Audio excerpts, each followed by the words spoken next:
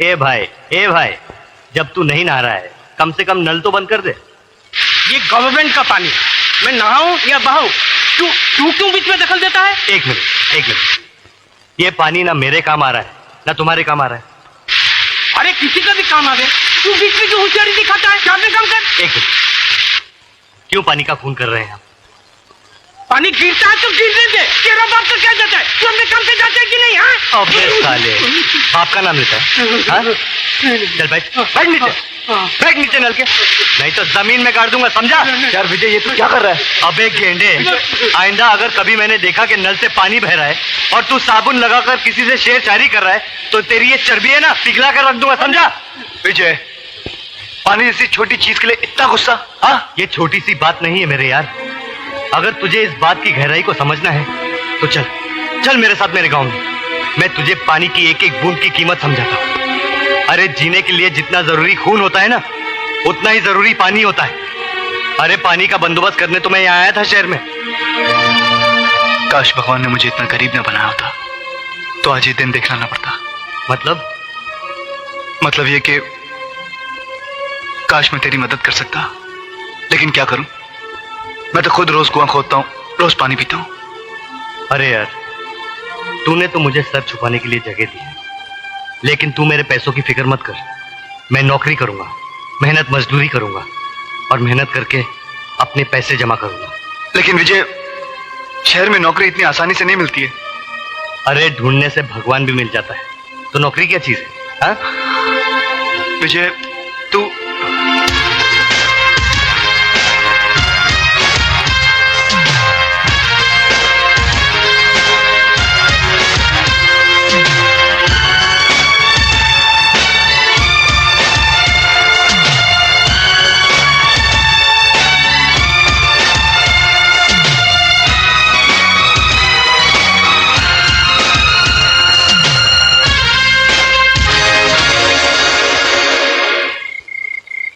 क्यों विजय मियां, आखिर नहीं मिली ना नौकरी?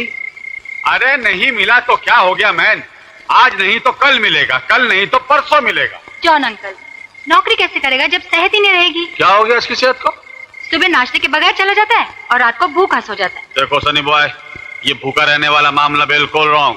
देखो, मैं तुम्हारे लिए खाना लाई हूँ और थोड़ी सी खीर।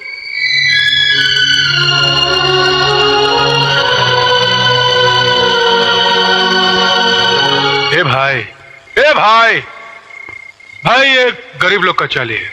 घर का खोली खाली है पर दिल का खोली में बहुत जगह है। अमा विजय मियाँ, कहाँ हो तुम 3 दिन से? बिल्कुल लापता हो गए हो। वाह, उल्टा चोर कोतवाल को डांटे। अबे पहले तुम ये बताओ कि तुम खुद कहाँ थे 3 दिन से? आप अच्छी तरह जानते हैं, मेरा काम ही ऐसा है, आना जाना तो लगा ही रहता है। 2 दिन यहाँ, 2 दिन वहाँ। चल, अगर तुझे भी भूख लगी है तो 2 निवाले तू भी खा ले। अबे चल जल्दी, चल जल्दी।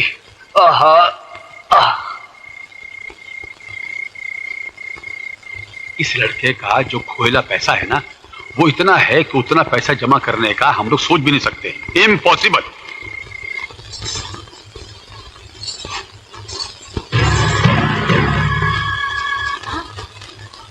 अरे राजेश्वर भैया, आप? हाँ दादा, कोई समाचार आया तेरे भैया का? कोई चिट्ठी, कोई पत्र, कोई संदेशा? भैया को गए हुए कुछ ही दिन तो हुए हैं राजेश्वर भैया, इतनी जल्दी पत्र कैसे आ सकता है? अब देखो ना, उसे जाकर कुछ ही दिन हुए हैं और मुझे लगता है कि महीनों गुजर गए। चिंता लग गई है उसकी। राधा, विजय का अगर कोई अता पता है तो मुझे दे दे, मैं अभी जाकर उसे चिट्ठी लिखता हूं। ए राजेश्वर, अरे भाई सिर्फ तेरा ही ये हाल नहीं है, हम सबका ये हाल है। अगर उसका कुछ भी अता पता होता तो मैं खुद ही खत लिख देता। अब तो जब वो शहर से खत लिखेगा तो ही मालूम पड़ेगा वो है कहाँ। हाँ राधा जी, जैसे ही विजय की शहर से कोई चिट्ठी आएगी ना तो सबसे पहले मुझे बताना। हाँ मेरी चिंता दूर हो जाएगी। अच्छा मुखिया। नमस्ते। दादा बेटी ये बहुत प्यार करता है विजय से।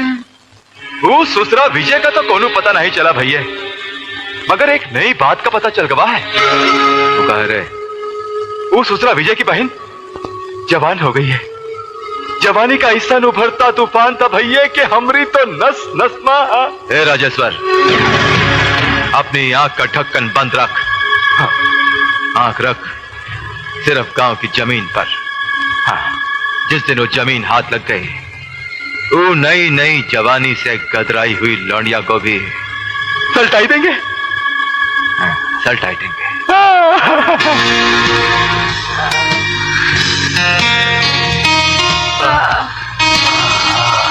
सुजी डार्लिंग, आज तो तुमने मुझे खुश कर दिया। ऐश करो।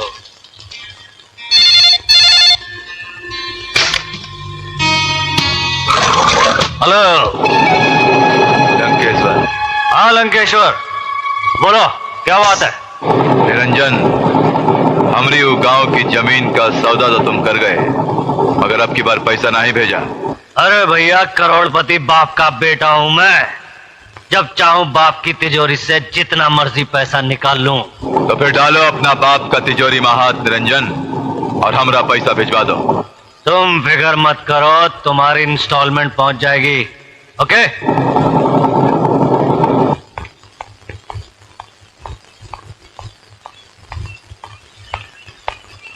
निरंजन। जी डैड। कल रात तुम कहाँ थे? डैड अपने पुराने बंगले पे। वो मेरे दोस्त विकी का बर्थडे था। और पार्टी तुम्ही ने दी थी, और ज्यादा दारू पीकर तुम वहीं सो गए होगे, है ना?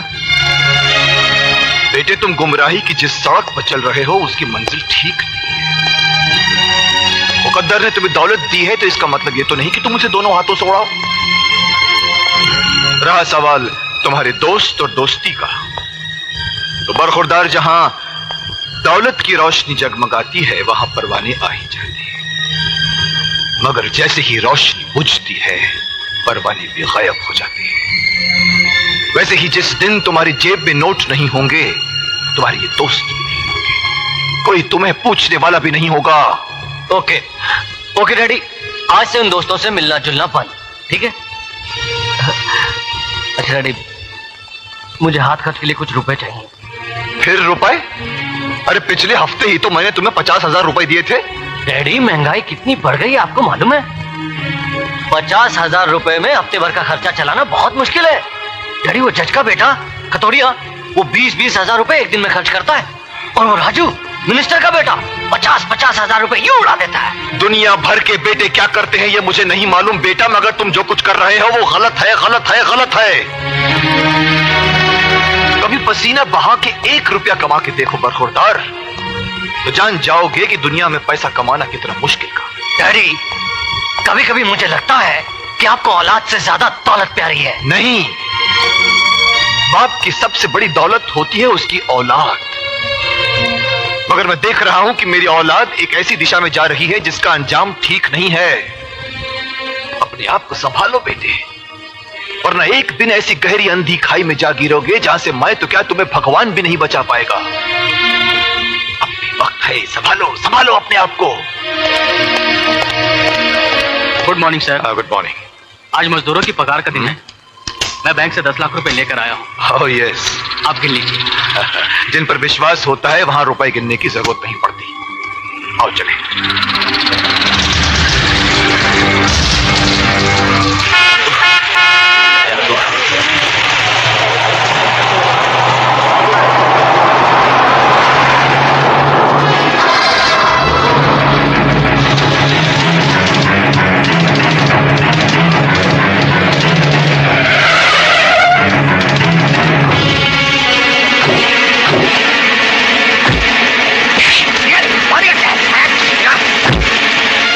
दे दो, वरना तुम्हारा आदमी का गर्दन काट जाएगा।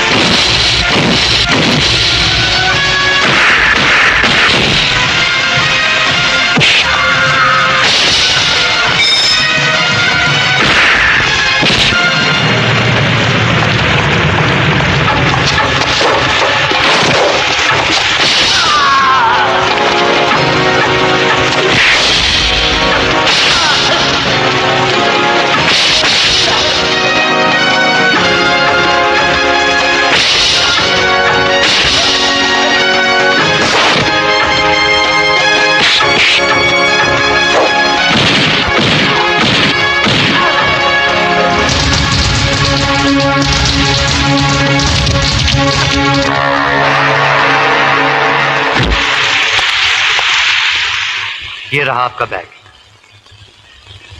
क्या मैं तुम जैसे दिलेर आदमी का नाम जान सकता हूं? साहब, मेरा नाम विजय है। जानते हो इस बैग में 10 लाख रुपए थे। 10 लाख हो या 10 करोड़, जिसकी अमानत है उसे वापस मिलनी चाहिए। ये मेरा धर्म है साहब। मुझे तुम जैसे ईमानदार आदमी की तलाश भी थी और जरूरत भी, इसलिए तुम जहां भी काम करते हो कल से वहां काम नहीं करोगे। वहां तुम्हें जितनी भी तनख्वाह मिलती है मैं उससे दुगनी तनख्वाह तुम्हें दूंगा। कल से तुम मेरे लिए काम करोगे। साहब, असल बात यह है कि मैं भी नौकरी की तलाश में हूं। ये रहा मेरा कार्ड। कल सुबह 10 बजे फैक्ट्री में आ जाना। साहब, मैं समझ लूं कि नौकरी मिल गई?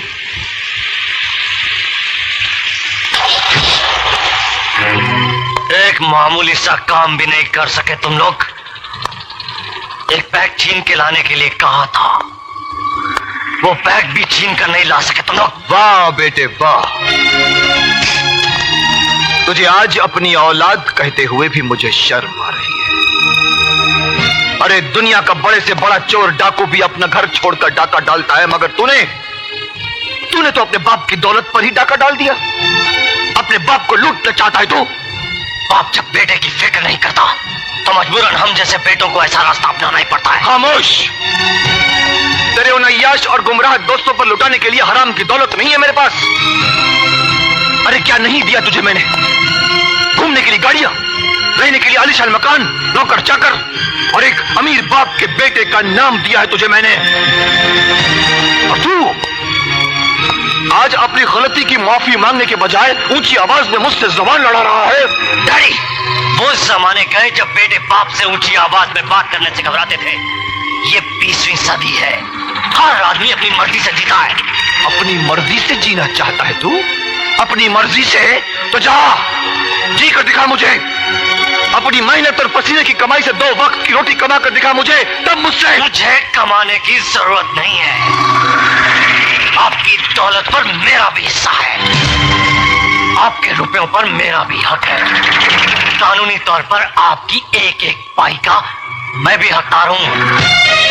अपने बाप पर हमला करवाकर जो बेटा 10 लाख रुपए लूटने के लिए इंसानियत को भूल सकता है, खून के रिश्तों को भूल सकता है, ऐसे नालायक बेटे का अपने बाप की दौलत पर कोई हक नहीं होता। कोई हक नहीं होता।